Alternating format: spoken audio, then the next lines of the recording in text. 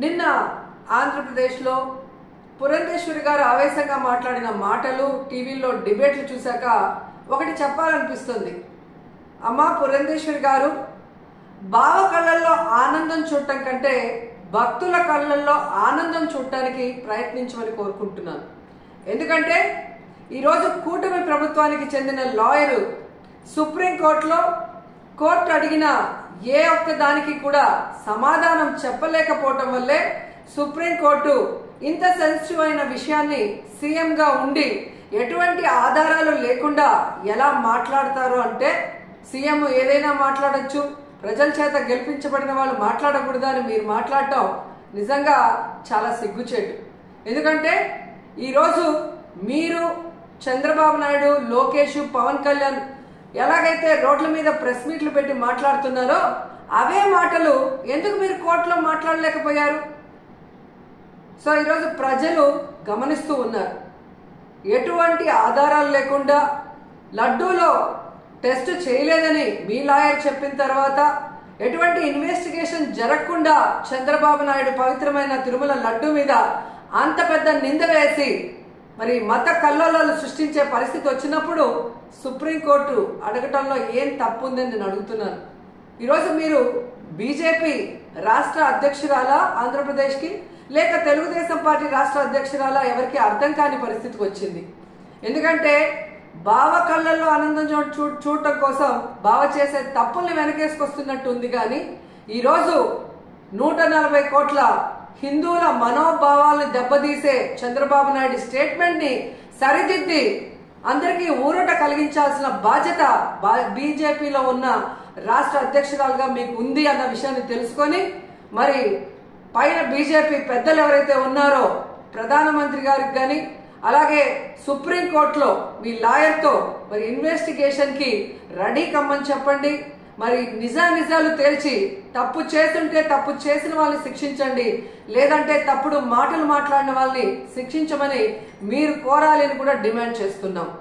ఎందుకంటే ఈరోజు ఒక తిరుపతి అమ్మాయిగా తిరుపతి మీద ఇంత అప్రతిష్ట తెచ్చే విధంగా చంద్రబాబు నాయుడు ఒక ముఖ్యమైన సీఎం పోస్ట్ లో ఉండి ఎటువంటి ఆధారాలు లేకుండా, ఎటువంటి టెస్టులు చేయకుండా మాట్లాడటం కరెక్ట్ కాదని కూడా ఈ సందర్భంగా తెలియజేసుకుంటున్నాం.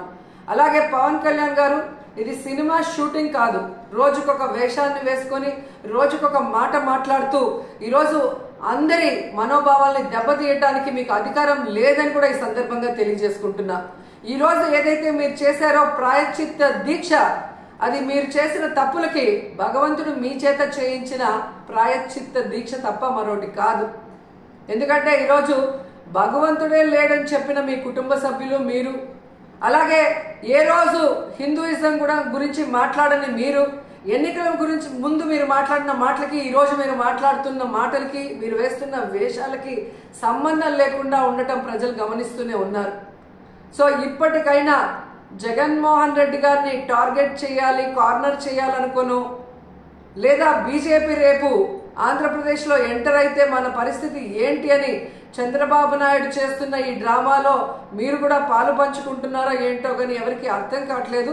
కానీ పవిత్రమైన శ్రీవారి లడ్డూని ఈ విధంగా అపవిత్రం చేసే విధంగా మీరు మాట్లాడటాన్ని మేము ఖండిస్తున్నాం. వెంటనే దీని మీద సుప్రీంకోర్టు మరి విచారణ జరిపించి సిబిఐ ద్వారా మరి దోషుల్ని బయటకు తీసి వాళ్ళని శిక్షించాలని కూడా కోరుకుంటున్నాం. అలాగే ఇందులో మరొక విషయం ఉంది. ఏదైతే టీటీడీ ఈఓకి ఈ టీటీడీలో జరిగే ప్రతిదానికి సంబంధం ఉంటుంది. ఆయన ఈఓ అయిన తర్వాత వచ్చిన ట్యాంకర్లలో మరి బాగున్న ట్యాంకర్ని లోపలికి పంపించి అన్లోడ్ చేశాం. ఏవైతే వెజిటబుల్ ఫ్యాట్, వనస్పతి ఉంది అని చెప్పి వాటిని రిజెక్ట్ చేసి వాడకుండా బయటికి పంపించామని చెప్పిన ఈఓ గారు 2 నెలల తర్వాత సెప్టెంబర్లో చంద్రబాబు నాయుడు మరి ఏ విధంగా అయితే ఎనిమల్ ఫ్యాట్ కలిసి ఉందని అబద్ధం చెప్పిన తర్వాత కలిసి ఉందేమో అని మాట్లాడటం గమనించి ఆ ఈఓని ఆ పదవి నుంచి పక్కకి తప్పించి అతనికి కూడా నోటీసులు ఇచ్చి విచారించాలి. అలాగే ఎవరైతే పర్చేసింగ్ కమిటీలో ఉన్నారో మరి ఇవన్నీ చూసుకోవాల్సిన బాధ్యత వాళ్ళకుంది. ఆ కమిటీలో ఉన్న వాళ్ళందరికీ కూడా నోటీసులు ఇచ్చి విచారించాల్సిన అవసరం ఉంది. అలాగే విజిలెన్స్ లో మరి తప్పు జరుగుతూ ఉంటే ఏం చేశారు ఆ అఫీషియల్ కూడా నోటీస్ ఇచ్చి అన్ని కూడా విచారించాల్సిన బాధ్యత మీ మీద ఉంది. ఎందుకంటే ఈరోజు చంద్రబాబు నాయుడు, పవన్ కళ్యాణ్ అపోజిషన్లో లేరు. అపోజిషన్లో ఉండి మాట్లాడింటే ఓకే అని చెప్పి ఎవరైనా కూడా మీ మాటలు నమ్మే అవకాశం ఉంటుంది. కానీ ఈరోజు మీరు అధికారంలో ఉండి విచారించాల్సిన అధికారం మీ చేతిలో పెట్టుకొని ఈరోజు ఆధారాలు సేకరించాల్సిన బాధ్యత మీ దగ్గర ఉండి కూడా అవేవి చేయకుండా కేవలం జగన్మోహన్ రెడ్డి గారి మీద నిందలు వేయాలి, వైఎస్ఆర్సీపీ అనేది లేకుండా చేయాలి అన్న ఒక కాన్సెప్ట్తో మీరు ముందుకు వెళ్ళటం వల్లే ఈరోజు అది బ్యాక్ ఫైర్ అయ్యి మీరు చెప్తున్న అబద్ధాలు ప్రజలందరూ కూడా గమనించే పరిస్థితి వచ్చిందని కూడా ఈ సందర్భంగా తెలియజేసుకుంటున్నాం. సో ఇప్పటికైనా శ్రీవారి పవిత్రమైన లడ్డు జోలికి పోకుండా మీరు ఇకనైనా ఈ డ్రామాలు ఆపితే బాగుంటుంది. సుప్రీంకోర్టు విచారణకి మేము సిద్ధం, సిబిఐ వేసుకున్న మేము సిద్ధమని చంద్రబాబు నాయుడు, పవన్ కళ్యాణ్ అలాగే పురంధేశ్వరి గారు చెప్పాల్సిన అవసరం కూడా ఉందని చెప్తున్నారు. వారానికి ప్రతిరోజు ఒకళ్ళవన్న చొప్పున మేమందరం కూడా ఇక్కడ కూర్చుంటున్నాము. ఆ సందర్భంలో కేవలం మా కార్యకర్తలు మాత్రమే కాకుండా ప్రజలు కూడా వచ్చి వారి యొక్క అర్జీలు ఏవైతే ఉన్నాయో, వారి రిక్వెస్ట్స్ ఏవైతే ఉన్నాయో మాకు వారు ఇవ్వటం జరుగుతుంది.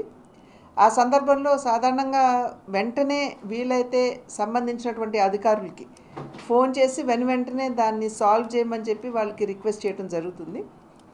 ఆ దిశగా చూసినట్లయితే చాలా వరకు వెంటనే ఫోన్ చేసిన వెంటనే సమస్యలు పరిష్కారం అవుతున్నాయి. చాలా వరకు కూడా భూమికి సంబంధించిన విషయాలు, అదేవిధంగా ట్రాన్స్ఫర్స్కి సంబంధించినటువంటి విషయాలు, కొంతమంది ఉపాధి అని చెప్పి రావడం, ఇవన్నీ సాధారణంగా జరుగుతాయి. ట్రాన్స్ఫర్స్, ఉపాధి అనేవి కొంచెం కష్టం. ఎందుకంటే ట్రాన్స్ఫర్స్ కూడా పరిమిత సమయంలో చేస్తారు కాబట్టి ట్రాన్స్ఫర్స్, ఉపాధి అవకాశాలంటే మళ్ళీ గవర్నమెంట్ ఉద్యోగాలంటే మనందరికీ తెలియనటువంటి విషయం కదా. దానికి ఒక ప్రొసీజర్ ఉంటుంది, దాని ప్రకారంగా వెళ్ళాలి. ప్రైవేట్ వాళ్ళకి వీలైనంత వరకు ఒకవేళ ప్రైవేట్ ఉపాధి అని అంటే కనుక వాళ్ళకి ఫోన్ చేసి రిక్వెస్ట్ చేయటం జరుగుతున్నటువంటి విషయం. కనుక డెఫినెట్గా ఏంటంటే వారధి అన్నది ప్రజలకి మరియు ప్రభుత్వానికి మధ్య ఉన్నటువంటి ఒక కనెక్టివిటీగా చూస్తూ మేము వీలైనంత వరకు కూడా ప్రజల దగ్గర నుండి వచ్చేటువంటి విన్నపాలని స్వీకరిస్తూ వాటిని పరిష్కరిస్తూ ముందుకు వెళ్తున్నాం. ఇవాళ కూడా నా దగ్గర కొన్ని భూ వివాదాలు వచ్చినాయి. అవి కూడా అక్కడ సంబంధిత కలెక్టర్ గారితో కూడా మాట్లాడటం జరిగింది. అదేవిధంగా ఒక లా అండ్ ఆర్డర్కి సంబంధించి ఒక హత్యకు సంబంధించినటువంటి విషయం వచ్చింది. దానికి కూడా సంబంధిత అధికారులతో మాట్లాడటం జరిగింది. వారు కూడా అక్కడ ఉన్నటువంటి అధికారులు కూడా సానుకూలంగా స్పందిస్తూ వెంటనే వారిని కలిసి అన్ని వివరాలు ఇచ్చిన తర్వాత నిజాలు కూడా బేరీజ్ వేసుకుని వారు కూడా వెంటనే స్పందిస్తున్నారు. కనుక మంచి స్పందనే వస్తుంది వారికి. సుప్రీంకోర్టు వ్యాఖ్యల్ని ఎలా చూస్తారు? అంటే ఎన్డీటీవీ రిపోర్ట్లో ఒక క్లారిటీ లేదు, అరెస్ట్రేషన్ జరిగిందనే దానికి ప్రూఫ్ లేదని కొన్ని కీలక వ్యాఖ్యలు చేసింది. దాని మీద చూడండి, ముఖ్యమంత్రి గారు is the constituent head of the state. ఆయన ఉన్నటువంటి పరిస్థితుల్ని వారు సమీక్షించుకుని దాని మీద వారు ఒకవేళ స్టేట్మెంట్ ఇవ్వాలా వద్దా అనేది వారి యొక్క ఆలోచన విధానం మీద ఆధారపడి ఉంటుంది. ద కోర్ట్ వచ్చి సాధారణంగా ప్రభుత్వాలు తీసుకునేటువంటి నిర్ణయాలు ఏవైతే ఉన్నాయో అవి సరిగ్గా అమలవుతున్నాయా లేదా అనేటువంటి విషయాల్ని వారు పరిగణలోకి తీసుకోవాల్సినటువంటి బాధ్యత కోర్టుకుంటుంది.